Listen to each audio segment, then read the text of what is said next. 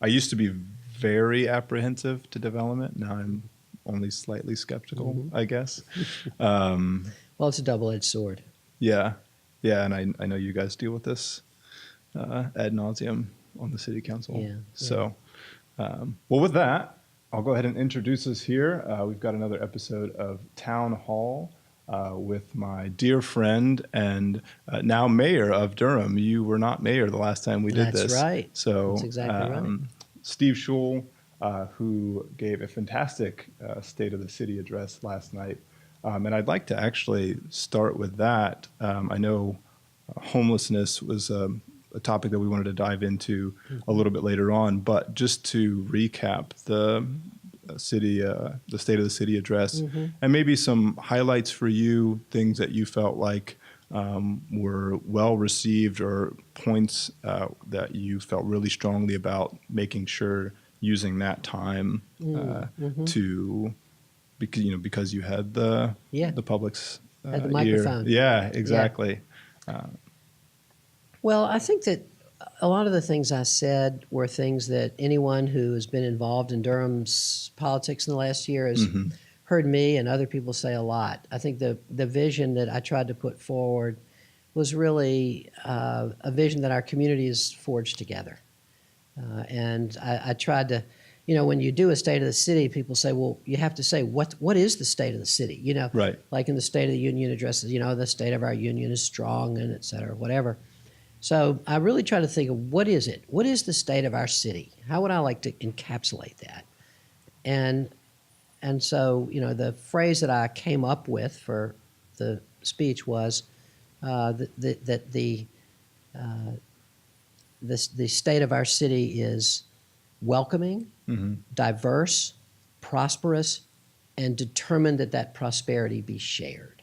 That was the message I really wanted to get across, that we in Durham really want our city to be built on shared prosperity so that everybody has a chance to share in it, because we are, as you and I were just talking, this development is here, and we are in many ways very prosperous, but everybody has to have an opportunity to share in it. And I think the other thing is that I wanted to do last night with the State of the City was I really wanted to spell out an action agenda. That what are some of the specific things that we want to take on, and how are we going to take them on? And I tried to go into a lot of detail, especially about affordable housing, some detail about homelessness, some of the things that we need to take on in terms of homelessness, but also some of the other issues that we really are trying to pay a lot of attention to in the city. The basics, doing infrastructure really well. The light rail, which is not the basics, which is an enormous project that we're very optimistic that we're on the threshold of making happen. Food insecurity was something I really wanted to talk a lot about last night, and beginning to do the work that will change that in Durham. So I felt like it was a great opportunity to both talk about the vision that I think this community has forged together, and then try to make very specific the agenda that I think we ought to pursue. So I hope it came out okay. It can be tough to do that when you have so many things to cover, to both get all of those different places, all the different things on your agenda into the speech, and then also be able to go into significant detail where people feel like you're not just giving them lip service. Yeah. Yes, exactly. That's the challenge, because you only have so much time. People are only going to listen for so long. Right. And but I do believe that you got to get a Twitter account. Yeah, you're probably right. I have a Twitter account, but I don't tweet. I follow a few people, but not very many. But I don't think I'd be very good at that. My friend Charlie Reese says that social media can be very unforgiving for people who don't use it well. He's great. Yeah. But I think he's right. I don't think I would use it well, and so I think I'm good to steer clear of it. Maybe an intern then to help. Right. Facilitate some of that. Yeah. Cool. Well, yeah, I'd love to jump right in and talk a little bit about homelessness, which was one of the key points of your speech, and has been a key point of your time on city council as well. Maybe give, if you will, a little background about Durham's efforts around homelessness. Yeah. You talked some about the being able to end veterans homelessness in Durham. It was a big initiative for you, and you working with the city were able to accomplish that, and that got a pretty big ovation at the speech last night, and deservedly so. But yeah, for people who aren't familiar with the city's efforts and maybe missed the speech last night, give them a little bit behind the city's Sure. efforts there. Well, there is a whole continuum of groups that work on this. There are so many wonderful organizations, nonprofit organizations, and city government that work together on the issue of homelessness. Plus Alliance, our mental health management organization, and so there's a tremendous amount of effort that goes into it. As you said, one of our signal achievements in the last couple of years has been being certified by the federal government as having ended veterans homelessness. And that means that if you're a veteran in Durham and you report you're homeless, you report yourself to the VA or one of our homeless agencies, one of the homeless shelters, for example, you will be rehoused with a voucher in Durham within 30 days, which is awesome. Is that a nationwide program? And you say being certified by the federal government. Are there initiatives across the country There that are. fall in line Exactly. with that? Exactly. When you think about homelessness, one of the few things that the federal government will fund is services for veterans. And so there's a voucher, there's services that come from the VA. Because if somebody is chronically homeless, if they're homeless, say they're a veteran and they're homeless and they're suffering from PTSD and they or have an addiction problem or something like that, you don't just need a roof over your head, you need services to go with that roof. If housing is going to be permanent for people who are homeless, services have to come with it. And so the federal government will fund that for veterans, but not for many other people. So we found the landlords that would take those people, and that was a big accomplishment. And I think we should all be really proud of it, but it's only a piece of the puzzle. So you think about, there are a lot of definitions of homelessness. So I used to be on the school board, and there's a law called McKinney-Vento, which is a federal law which defines homelessness for schools. Okay. And that's a much larger pool of homeless people. So kids who are couch surfing, who are moving once a month, who are, they're not homeless as we might think of it typically. Sure.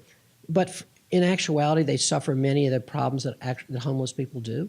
They don't have the stability. They might have a roof over their head, but they're not in a shelter. Home. But it's not a home. Exactly. It's not a home. Well put. Exactly.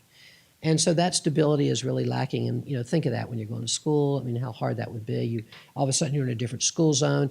And one of the things that McKinney-Vento was actually established for is to make sure you could go to the same school even if you were constantly moving. And so it was sort of about transportation and stability. But we have another kind of way in which we count homelessness in Durham, which is that every year all across the country on one night in January, often a very cold night, there's a point-in-time count. And volunteers in the community go out and they count everybody homeless in Durham and all across the country. And I wasn't able to do it this year. It was the first year I missed probably 10 years. I was at the U.S. Conference of Mayors, but usually I go on the count, and I've been a team captain for the count for the last probably 5 years because there's one area of Durham I've gotten to know really, really well, part of downtown where I know where every homeless person is and where they sleep and those who are sleeping outside. So we do the count that night. We count people who are outside, and we also count people who are sleeping in the shelters. Okay. So one of the things I'll say about it, here's the good news. Relative to most communities, Durham doesn't have many people outside. Okay. So we might have 50 to 70 people outside. Even one person is too many. Sure. But relatively, our homeless population might be on a given night 700, but most of those people are in shelters. So the bad news is we got 700 people homeless. A lot of people in shelters. Yeah. And so the efforts that we have to make is to move those people into permanent housing. Some of the people who are in a shelter are only there for a week. They lost a job. They're moving to town. They have nowhere to live temporarily while they're looking for a job. Somebody got sick in their family. They're, in a difficult situation. They're there for a week or a month. Some people are there for months. And then there are the chronically homeless people who are in and out of shelters and living outside a lot. usually with mental illness or some sort of substance, addiction problem. Mm-hmm. So there's several kinds of populations, and we have shelters that work with families. Families Moving Forward works with families with children. Urban Ministries and the Durham Rescue Mission work, mainly with single individuals. Although some families there as well too. Okay. And I think that our big aims, we need to have a couple. My two big aims, and I think that our community has embraced this in the next couple of years. One is to figure out how we can end children's homelessness. Okay. We ought to have no child homeless in Durham. What's the breakdown there of, the 700 people that you mentioned? Of those people, how many of them are children, or your estimate? I wish I should have a good number for that because I used to know one, but my guess would be 50. Oh, wow. Yeah. And that's a lot. Yeah. That's at higher any than one expected. time. And of course there are people cycling in and out of that. Mm-hmm. So I really should know that number though. Thank you for asking. I'll find that out exactly. Yeah, we'll but I'm actually homework. planning to meet with the folks that work with family homelessness and children soon to figure out what a good plan to do this would be. We won't have the federal support, so we're going to have to do it the Durham way. Yeah. With our own funds and our own nonprofits, but we have some great ones, and I feel confident that we can. And are those children with families, without families? Is it Mainly with families? Okay. Yeah, mainly with families. I expect there are a few that aren't, but mainly it's with families. So you'd be rehousing families. Yeah. Yeah. With so getting a roof over someone's head is one thing, but as you mentioned, with the veterans, it's the other services that come with that when you are homeless that can help you retain being having a home and kind of getting a foundation under your feet as you move forward in your life and try and reestablish yourself. So what are some of those other services outside of just getting a place to sleep at night that are part of the package when trying to end homelessness? I know affordable housing is a wing of that, or is part of that pipeline. But maybe some of the other health services, education services that come with that effort to end homelessness. Yeah. Well, you're asking the right question because it's one thing to build a housing. It's another thing to make it permanent for people. And that's where the services come in. And so, well, let me just talk about Housing for New Hope for a minute, and I think this will explain it. So Housing for New Hope is a wonderful nonprofit that we have here in our community. And they have permanent supportive housing for individuals. And that permanent supportive housing is for people who are not able to support themselves over the long term. They might have mental health issues or other issues, disability issues that make it impossible for them to do that. And so what Housing for New Hope does is they have these permanent supportive housing units, and they offer the case management and then connection to mental health services, addiction services, or whatever it is that people need, medical services. And that case management and the connection to those services, the ability to pay for those services is really important. The problem in North Carolina, and this is a problem with our legislature, is that in many states, Medicaid will pay for those services. But in North Carolina, it won't. Bad problem. And so Housing for New Hope has to go out and privately raise funds to get these services provided. So what I really think about our chronically homeless is that we need more of this permanent supportive housing. And what we need to do, the city needs to do, is we need to work with our nonprofits to build the housing. We need to help subsidize the construction of the housing. And then we need to work with the county, who provides social services, mental health services, and with Alliance, our mental health folks, to provide the services for this. And so one of the things that I'm going to be doing is convening, not just in Durham, but also in Wake County and Orange County. It's a regional problem. Getting the appropriate people from the counties, the mayors, the county commission chairs, and staff from the counties together to talk about how do we build permanent supportive housing, and then how do we supply those services? The case management, the mental health services, the addiction services, the medical services, and find out what the service gap is and then figure out how to fill it. And we can do that. We can build more permanent supportive housing and supply more services. There are places to do it. It's expensive, especially without the Medicaid reimbursement that most states have. The other thing, though, that I really should mention, Housing for New Hope does this as well, is it's what's called rapid rehousing. And this is not for people that are chronically homeless, but this might be for families, or it might be for people, it might be for single people who are able to get themselves on their feet but need a start in doing so. Yeah. And rapid rehousing, we support this with your tax dollars from our dedicated housing fund, for the city taxes. We have used $200,000 each year for the last few years, and then we usually add some of our federal housing money, maybe $100,000 to that. And that last year rehoused 184 families. Okay. The money is on a contract with Housing for New Hope. They bid on it through an RFP process, and they do a wonderful job of rehousing families and our tax money goes for paying the first few months' rent, buying them the furniture, getting them started over a 6-month period so that they can move out of homelessness, and that's a good thing. Yeah, I think that's. I imagine where a lot of these families and their situations fall short is they have a potential plan in mind. They have the will to want to remedy the issue or kind of get back on their feet, and just don't have the foundation again to make that possible. For the fundraising that places like Housing for New Hope are doing, is it mostly individual private donors? Is it other big institutions and organizations that are, writing big checks? How does that fundraising I don't know them? particularly about them, except that I know that all these organizations are very dependent on individual donors. Okay. Yeah, whether it's Urban Ministries, or, our shelter, or Families Moving Forward, our family shelter, whether it be and whether it be Housing for New Hope or CASA, these organizations all depend heavily on the generosity of individuals. And so, for everybody watching, donate to these fabulous organizations. Help us, help our whole community. I guess the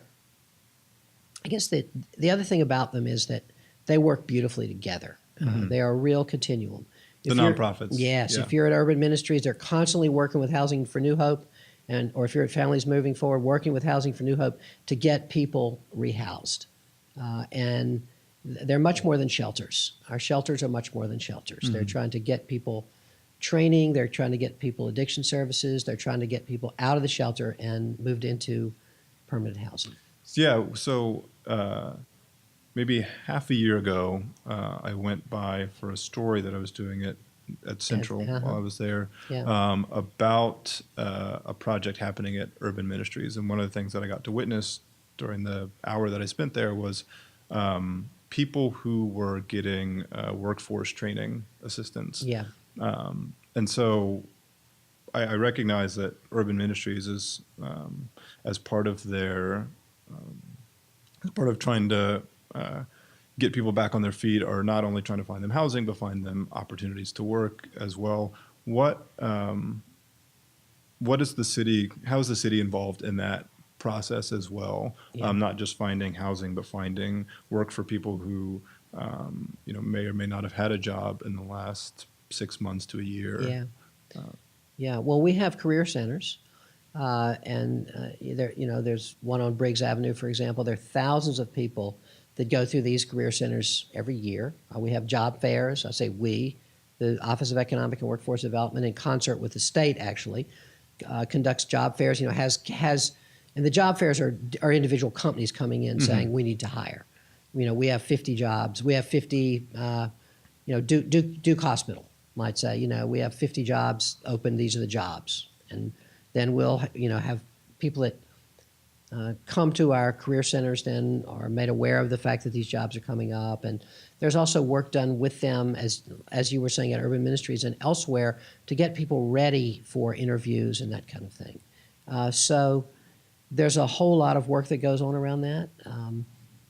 It's really, really important. I'm glad you got to see some of it. Yeah, it's amazing what just an hour will do to your perspective in that regard. And I would highly recommend it for anybody that that has the time to go visit Urban Ministries, talk to the people there. They are incredibly insightful and self-aware.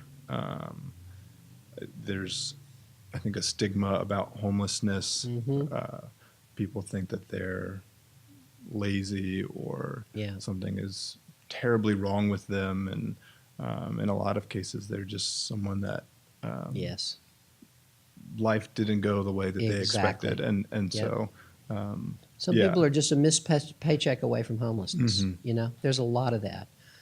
One of the things I think we ought to keep in mind, and I'm you know, you're kind of making me think about this, Justin, which is the homelessness problem. They're really they're for people who are, for the chronically homeless, for the people who are deeply troubled in some way with a significant addiction issue or significant mental health issue or disability. That's one kind of homelessness that we need to deal with, but that's the minority of people that cycle in or out of homelessness in Durham in a year. If everybody in Durham could get a good paying job, most of our homelessness would be wiped out. It's really an, you know, it's an issue in our economy that's you know, so think of it like this. It's sort of like this. You have a job, or let's just say we have a wage issue. People aren't paid enough, or it's hard to get a job and you can't get one. Then you have an eviction issue. You know, maybe you're close to eviction because you can't pay your rent. Then you get evicted. Well, that eviction crisis leads to a homelessness crisis. And that homelessness crisis leads to all kinds of other terrible things in your lives. But, you know, part of it is making sure that we have an inclusive economy. You know, doing as good a job as we can to make sure that everybody is connected to good jobs and has the skills through our public schools, through Durham Tech, you know, to get those jobs. And that's a really big part of it. One thing I do want to talk about, because I think it's really contributing to our homelessness issues, is eviction. Durham has the highest eviction rate of any city in the state. And during the last political campaign, you probably heard Pierce Freeland talk about that a lot. And he did a great job of really forwarding that issue. And we have about 900 eviction filings a month, about 500 evictions a month. That's a lot. And interestingly, Durham's eviction rate has been going down for the last several years because it was at its height during the recession. And it's still going down, but it's still way too high.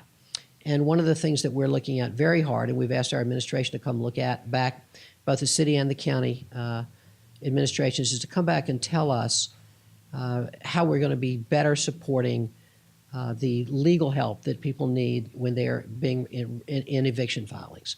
Because the landlords always, you know, pretty much always have a lawyer there. And the people who are being evicted, unless they can get one of the legal aid attorneys who have a very limited caseload, or there's now a Duke Law Clinic that's working on these evictions, but there is a real need for more legal assistance. And I believe that the city and the county will be working together to provide more assistance for people so that we can reduce evictions in Durham. That is a big way to fight homelessness, and we really need to do it. Why do you think that Durham's is so high compared to the rest of the state? I don't know. I don't know the answer to that. And I've asked that question. I just heard those statistics for the first time, us relative to everybody else. I'm anxious to find out. But I'm not sure of the reason, but I'm anxious to find out. Yeah, to your point about the toll that something like eviction can take, you know, it can turn someone who, you know, normally would have their head about them. You know, it's not a mental disorder, but it is stress. It is, you know, things that can affect your ability to pursue new work or pursue the services that would help you get back on your feet. So, yeah, that's all part of the story of homelessness that I think gets lost when we just think about like panhandlers on the street. Exactly. That I think is important to remember. Yeah. One of the things I was thinking about, and I said these numbers the other night, and I think they're really important in my State of the City address, which is there are 15,000 families in Durham who are severely housing burdened, meaning they're paying more than 50% of their income in housing. And of those 15,000 families, 7,500 of them are families making less than $20,000 a year. So if you're making less, and they're families of four. Okay. Yeah. Families of four. Mm-hmm. So if you're a family of four making less than $20,000 and 10,000 of it goes in housing, you've got $10,000 for a family to afford to live. Well, of course your chances of getting evicted are very high because it's really going to be hard to pay the rent. Right. And so again, and is that a wage issue? the other side of the homelessness and the housing issue and the affordable housing issue is Durham's wage issue, and not just Durham's. The wage issue in the large economy in which we find ourselves. Mm-hmm. And getting wages up in Durham is really important. You know, talking about homelessness, you have to talk about wages because they definitely go together. What kind of jobs are, the job fairs that you mentioned before that are available at the career centers for people who are looking for work? What types of companies or what types of jobs are coming through there that are available to people that might offer the wages that are necessary for a family like that? Well, most of the jobs coming to Durham are jobs that you have to have skills for. Mm-hmm. So you see that. I mean, you know, you're over there at American Underground in the heart and of you see the jobs that are coming. Mm-hmm. Most of those jobs, you have to be a highly skilled person. And those are the jobs that are mainly coming into our community now. Now, there are other jobs coming as well, but they don't pay very well, a lot of those jobs. I mean, you know, for every high-tech building, somebody has to be there to help clean it. But Right. guess what? The wages are low. Mm-hmm. And I really believe in the Fight for 15 campaign, the idea that we should have a minimum wage in this country of $15 an hour. And in Durham now, the city of Durham, we have 2,500 employees. We're paying, as of July 1st this year, our lowest paid employee will be $15 an hour. The county, same. Duke University, a year from now, will be doing the same, and they're the largest private employer in the state. So these are big wins. But these are things we can do without the federal or state level getting involved. Exactly. But what we can't do, because of the state legislature, is mandate a minimum wage higher than $7.25 an hour citywide. That's a ridiculous minimum wage. The minimum wage hasn't It's grown. half Think of 15. about that. So, yeah. Right. I mean, at $15 an hour is $30,000 a year. It's not like you're getting rich on that. $7.25 an hour, that's $14,500 a year. That's not enough for people to live on. It's just not. And so the minimum wage is absurd in this country now and hasn't risen in a really long time. And that's just a very, very bad mistake. So I'm trying to think if there are other aspects of homelessness that I think that we should touch on today. We've talked about rapid rehousing. We've talked about permanent supportive housing and the need for that. We've talked about the eviction crisis and how we need to fight it. I think the other aspect that I think is really important is that all this is occurring in the context of gentrification in Durham and rising housing costs. So one of the things that's happening is I'm not doing it, I'm just clapping for the people that are. That's the job of the mayor, by the way. I've figured that out. Okay. Find the good people doing awesome stuff and say, yeah, way to go. But Housing for New Hope, they're doing a great job rehousing people. But there's a guy named Nigel Brown. Nigel works there. Nigel came to see me recently to just talk about the fact that how much harder and harder it is to find places to rehouse these people who are homeless. Even though through the city there's rent is prepaid, that's all guaranteed rent from your tax dollars for these people to get themselves off the ground. But there's so many landlords who can raise the rents higher and higher and higher. It's really hard to get these people housed, and we're having a harder and harder time doing that.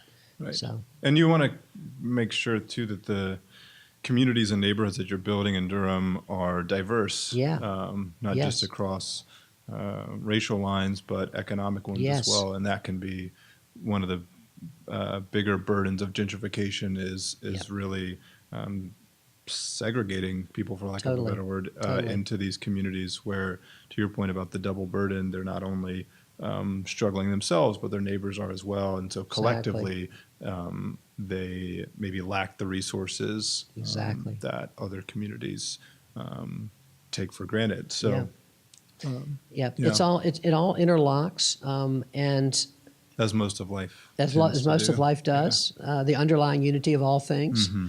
But I guess what I think we ought to be focusing on this year, I think there are a few things. One is we really should be doing some work on evictions, and I know that we will be. We really need to be working with our county and mental health providers to figure out how to provide some permanent supportive housing, and that ain't going to happen this year. We're going to work on it, and by in a year or two, hopefully, we can have some of that going.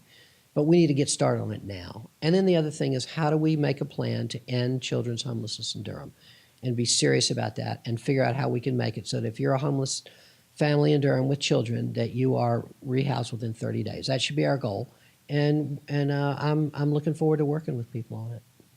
Great.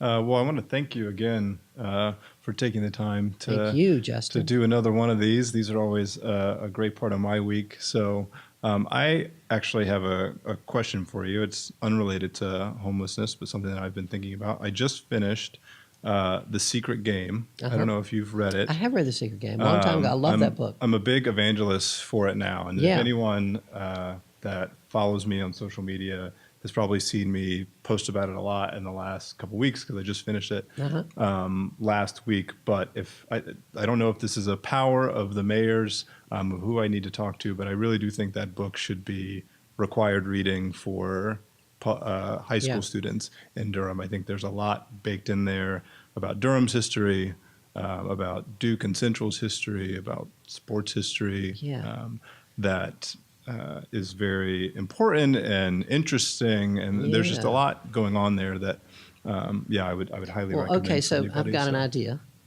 The library every year does a book that they encourage all of Durham to read. This year, that's actually the Constitution of the United States. I love that. But they thought it was a good year for that, given what's going on in Washington. But I think you should suggest that to the library. Okay. I think that would be a great book. The other thing is this, that you spur me to think about, which is one of the things that I mentioned in the State of the City is we're about to have our sesquicentennial. We're about to have our 150th anniversary of Durham. And there's going to be a lot of uplifting of a lot of the really interesting history in Durham. We're going to face the bad things that have happened in Durham, of which there have been many, but we're also going to uplift all the great things that have happened in Durham, all the pioneering moments. And wouldn't that be a great one for people to know more about? And both the segregation that was just a harsh part of that history, and then the game itself, and the good things that represented. So that would be a fun and interesting piece of history for people to know about, I think. Do you have any other books that you're reading or that you would recommend for the people at home? Oh gosh, I'm always reading something. I'm reading a book now. That's why I asked. Yeah, I'll tell you what I'm reading now. I'm reading a book that's amazing. It's called Dreamland. It's by a reporter named Sam Quinones. Okay.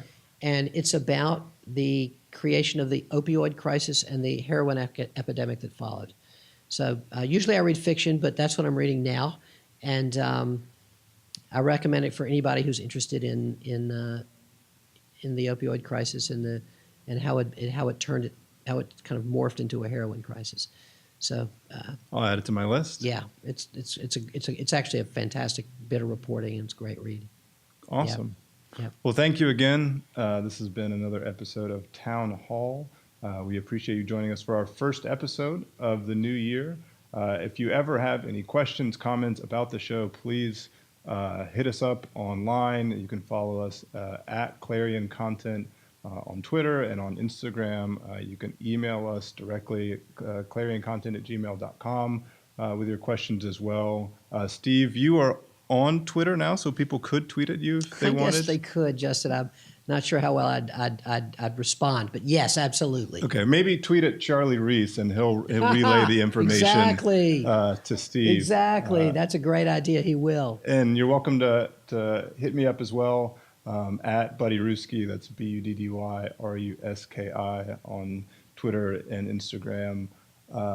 Thank you, Steve. I look forward to the next one of these. Me too. A lot of fun. And congratulations on your big news. You were a recent college graduate. I was. Way to yes. go. Thank you. Yeah, so I am proud now of you. an Eagle alumni. Way to go. From North Carolina Central Let's do this. University. Are we supposed to Thank do this you. one?